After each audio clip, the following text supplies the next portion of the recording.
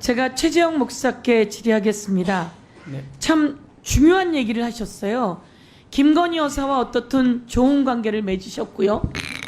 들어가서 대화를 나누는데 금융위원을 임명해 이렇게 김건희 여사가 이야기하던가요? 어떤 표현이었나요? 정확하게는 예. 외부로부터 전화가 오니까 받으셨는데 뭐 이제 여러 얘기하다가 금융위원을 임명하는 대화 내용을 하더라고요.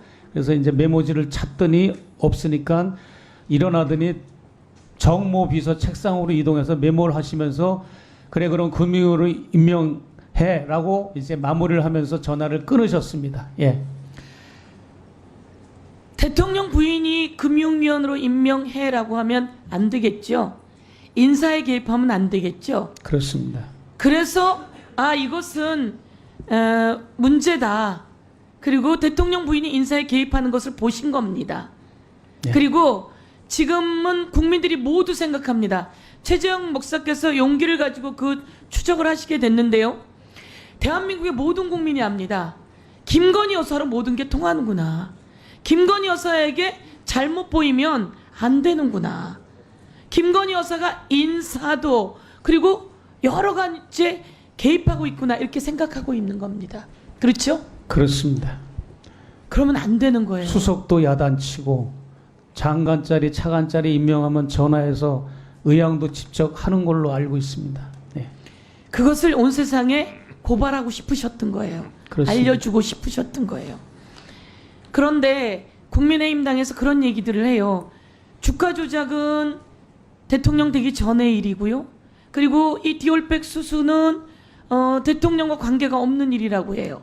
그런데 그게 맞습니까?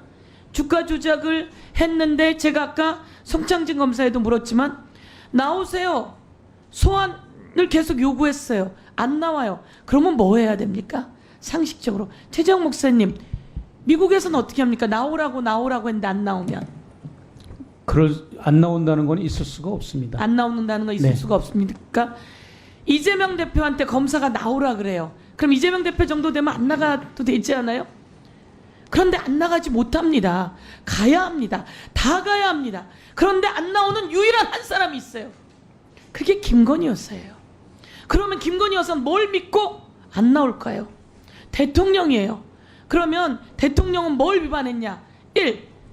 주가 조작 때 우리 부인은 아무런 이득을 본 게 없어요. 손해만 봤어요. 라고 하는 건 선거 기간의 허위 사실 유포예요. 그래서 제가 직접 가서 검찰에 고발장을 냈어요. 그래서 이 상황은 대통령이 법 위반이라고 한 것에 해당되는 거예요. 그렇죠? 그렇습니다. 디올백 관련해서는 받았어요. 그러면 청탁과 관련되면 대통령이 신고를 해야죠. 대통령 신고 안 하면 안 돼요. 그렇죠? 그럼 대통령의 신고 위반 신고 의무 위반이에요. 알선 수재라고 해요. 그럼 알선 수재하면 대통령 부인은 알선 수재 위반이에요. 자, 최재형 증인, 네. 서영교 의원과 질의응답 과정에서 매우 중요한 발언하셨는데 그냥 넘어간 것 같아서 제가 다시 확인하겠습니다. 아까 발언 중에 김건희 여사가 장관 차관 인사에도 개입하는 것처럼 발언을 하셨는데 맞습니까? 저는 그 금융위원을 임명하는 그 목격을 한 이후로 그 부분을 많이 취재를 하고 관심을 가졌는데요. 김건희 여사가 분명히 한동훈 법무부 장관 그때 당시는 민정수석실을 겸하여 역할을 했기 때문에 마지막에 고위직 인사를 최종 조율할 때는 두 사람이 조율하는 걸로 저는 인지를 하고 있었고요. 네, 그런 제보를 실제 받기도 했습니다. 그러면 아까 장차관이라는 말씀을 하셨는데 장차관 인사에도 개입했다는 근거, 증거 이런 자료 갖고 있습니까? JTBC에 제보가 되어 있습니다. 지금 현재요. 네. 아, 그렇습니까? 네. JTBC에서 아직 보도는 하지 않았습니까? 그렇습니다. 네. 앞으로 보도될 예정입니까? 그럴 것 같습니다. 네. 네. 중요한 말씀을 하셔가지고요.